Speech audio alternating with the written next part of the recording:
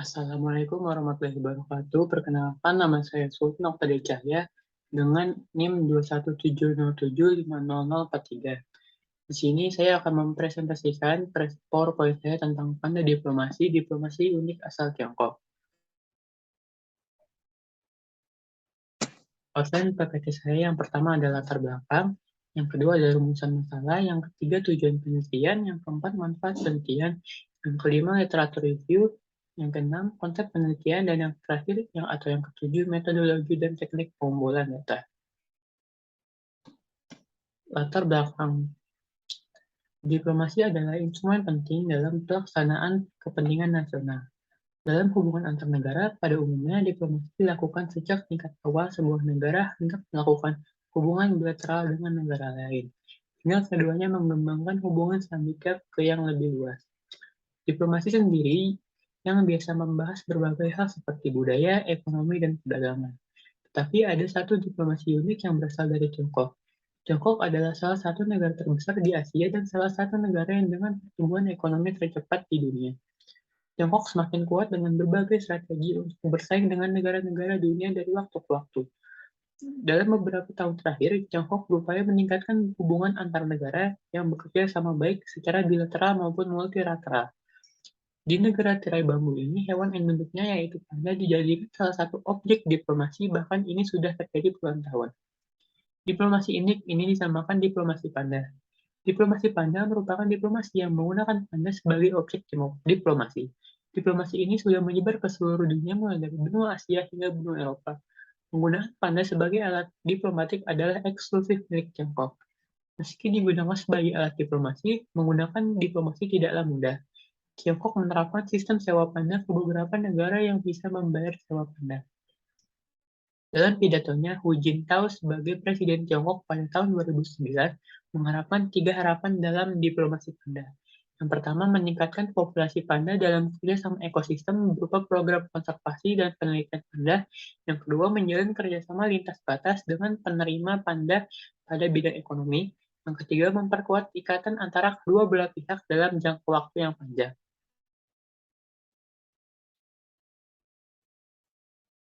Selanjutnya ada rumusan masalah. Yang pertama ada bagaimana sejarah perkembangan panda diplomasi dari awal hingga saat ini. Yang kedua ada bagaimana strategi negara Tiongkok dalam pengembangan panda diplomasi. Oke, selanjutnya tujuan penelitian. Yang pertama, tujuan penelitian pertama yaitu untuk mengetahui sejarah perkembangan panda diplomasi dari awal hingga saat ini. Yang kedua, untuk mengetahui strategi negara Tiongkok dalam pengembangan diplomasi panda. Selanjutnya yaitu manfaat penelitian. Bagi penulis, penelitian ini dapat digunakan untuk menjadi sumber penelitian dan acuan untuk penelitian yang lebih lengkap di masa yang akan mendatang. Yang kedua, bagi mahasiswa, penelitian ini dapat digunakan sebagai bahan bacaan baru untuk menambah pengetahuan lebih dalam tentang panda diplomasi. Yang ketiga, bagi dosen, penelitian ini digunakan untuk menilai dan evaluasi kemampuan mahasiswa dalam menulis penelitian. Oke, selanjutnya yaitu literatur review. Yang pertama ada Asep Setiawan dengan judul Diktat Teori dan Praktik Diplomasi. Buku teori dan praktik diplomasi berasal dari bahan ajar untuk mahasiswa ilmu politik, khususnya hubungan internasional. Sebagian besar materi buku teks untuk penelitian ini berasal dari sumber berbahasa Inggris dan dilengkapi dengan materi dari berbagai situs online, menggabungkan beberapa teks dalam bahasa Inggris. Teori diplomasi serta praktik diplomasi di dunia tidak hanya mudah dicerna karena presentasi yang ada biasanya disajikan dengan cara yang lebih populer, tetapi juga memberikan dasar untuk memahami dunia diplomasi. Yang kedua ada Asep Saifuddin Ma'mun dengan judul Diplomasi Publik dalam Membangun Cerita Negara. Tulisan ini membahas tentang diplomasi publik mengacu pada upaya untuk mempengaruhi sikap termasuk hubungan internasional. Dimensi tersebut meliputi interaksi pemangku kepentingan di satu negara dengan pemangku kepentingan di negara lain. Selain dimensi pembuatan opini oleh pemerintah terhadap masyarakat di negara lain, dimensi sangat penting dalam sebuah perubahan dan mempengaruhi perilaku diplomasi.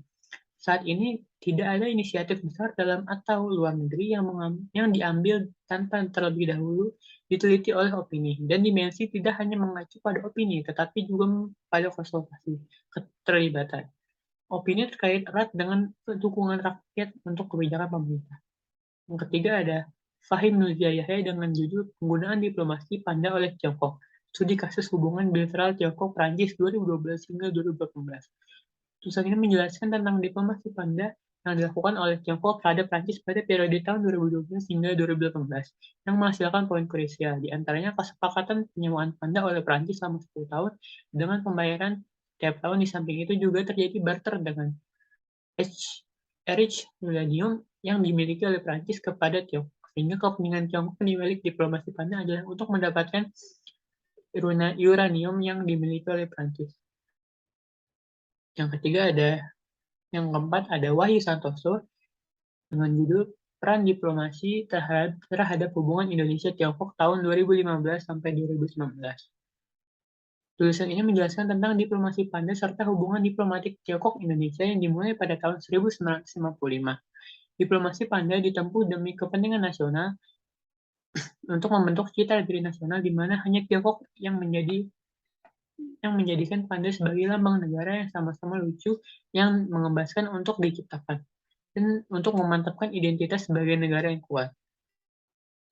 Yang kelima atau yang terakhir ada Anggraini Ika Sasmita dan Ariel Bimo Utomo dengan judul Diplomasi Panda dan Hubungan-Hubungan Bilateral antara Cina dan Jerman tahun 2016 sampai 2019.